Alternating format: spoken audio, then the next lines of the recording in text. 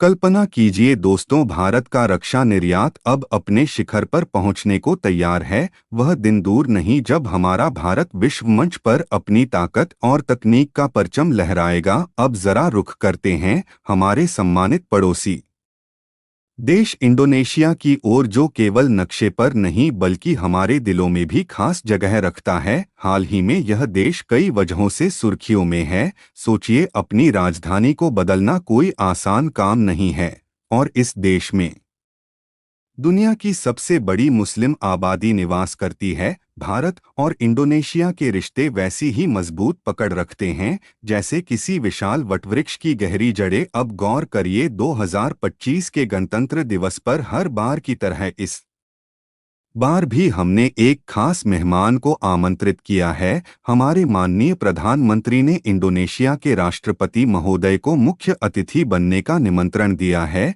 कई लोग सोच सकते हैं, क्या हमें अमेरिका के राष्ट्रपति डोनाल्ड ट्रंप या किसी बड़े यूरोपीय नेता को बुलाना चाहिए था? परंतु दोस्तों, संबंध केवल किसी देश के आकार से नहीं बल्कि आपसी विश्वास और सम्मान से बनते हैं। इंडोनेशिया का महत्व केवल उसके भूगोल में नहीं है बल्कि उन सांस्कृतिक और ऐतिहासिक धागों में है जो सदियों से भारत से जुड़कर इसे और मजबूत बनाते हैं। और देखिए, इंडोनेशिया ने भी भारत की भावनाओं का पूरा सम्मान किया है। शुरुआत में खबरें थी कि इंडोनेशिया के राष्ट्रपति पहले गणतंत्र दिवस समारोह में भाग लेंगे और फिर पाकिस्तान की यात्रा करेंगे, लेकिन भारत ने बड़े ही आदर पूर्वक यह स्पष्ट किया कि हम दोनों देशों को समान दृष्टि से नहीं देखते। इस पर इंडोनेशिया ने भारत की संवेदनशीलता का सम्मान करते हुए अपनी योजना में बदलाव किया। दोस्तों, यही तो है कूटनीति की असली ताकत, सम्मान और समझदारी। सोचिए दोस्तों, जब रिश्तों में समझदारी और सम्मान जुड़ जाएं, तो भरोसे की नींव और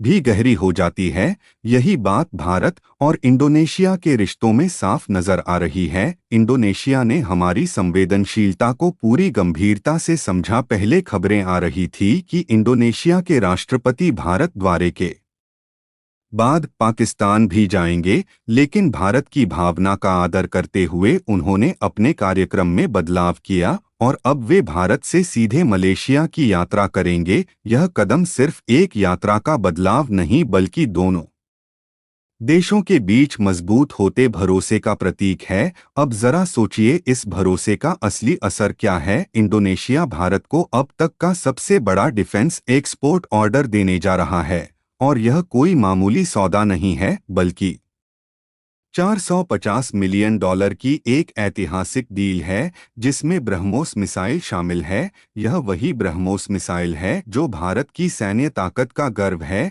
अगर आपको याद हो, 2022 में फिलीपींस ने भारत से ब्रह्मोस मिसाइल खरीदी थी।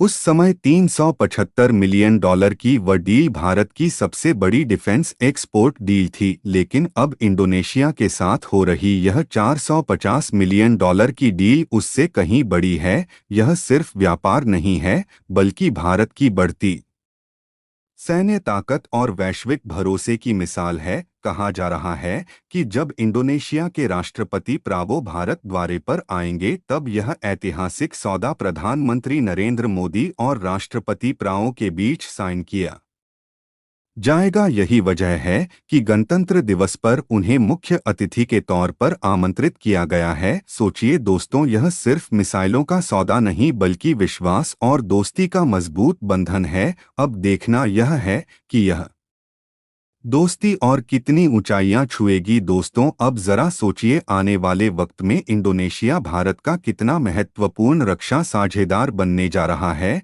यह महज एक डील नहीं बल्कि उस रास्ते की शुरुआत है जो भारत को अपने डिफेंस एक्सपोर्ट के बड़े लक्ष्य तक पहुंचाएगा। भारत ने 2029 तक $50 अरब के रक्षा निर्यात का सपना देखा है, और इसे पूरा करने के लिए हमें अपने पड़ोसी देशों, खास तौर पर आसियान देशों पर ध्यान देना ही होगा। अब देखिए, आसियान में कुल 10 देश हैं: Vietnam, Malaysia, Singapore, Indonesia, Philippines, Thailand, Laos, Cambodia, Brunei और म्यांमार। हालांकि म्यांमार के मौजूदा हालात को देखते हुए वहां रक्षा निर्यात संभव नहीं है, लेकिन बाकी देशों में संभावनाएं अपार हैं। भारत के लिए यह सुनहरा मौका है कि वह इन देशों को अपनी उन्नत मिसाइल टेक्नोलॉजी और अन्य रक्षा उपकरण निर्यात करें। पर क्या आपने गौर किया है कि जब भारत आसियान देशों को ब्रह्मोस जैसी मिसाइलें बेचता है तो चीन से कोई बड़ा विरोध नहीं होता? सोचिए क्यों। इसकी बड़ी वजह है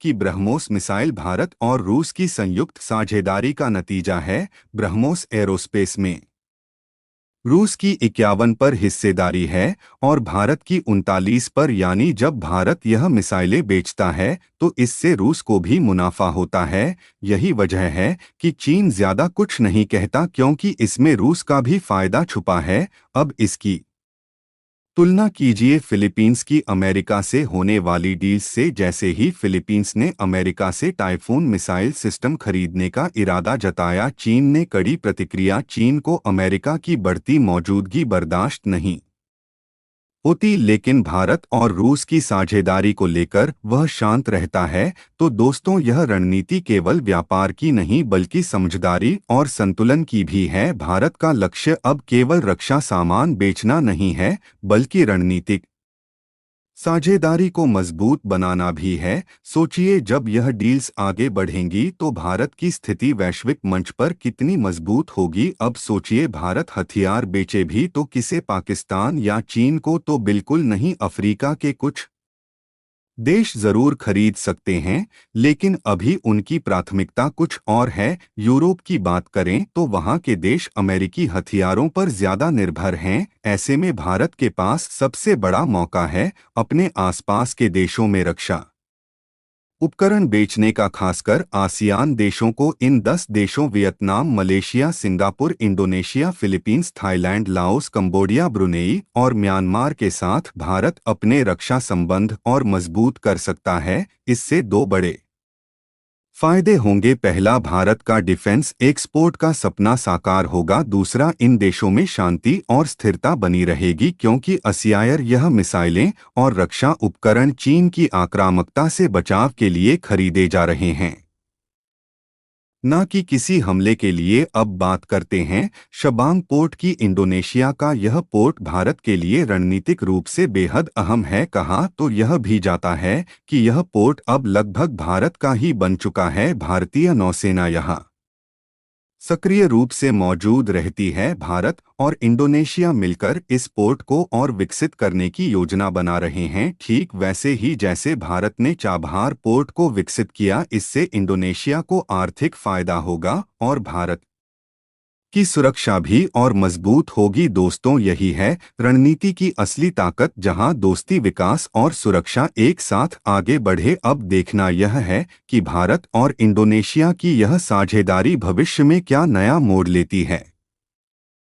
दोस्तों, भारत और इंडोनेशिया के इस मजबूत होते रिश्ते पर आपकी क्या राय है? क्या आपको लगता है कि यह दोस्ती आने वाले समय में दोनों देशों को और करीब ले आएगी? आपके विचार हमारे लिए बहुत कीमती हैं। कमेंट बॉक्स में अपनी राय जरूर साझा करें। अगर आपको यह जानकारी पसंद आई हो तो इस वीडियो को लाइक करें, चैनल को सब्सक्राइब करें और हो सके तो इस वीडियो को अपने दोस्तों के साथ शेयर भी करें। जय हिंद, जय महाकाल।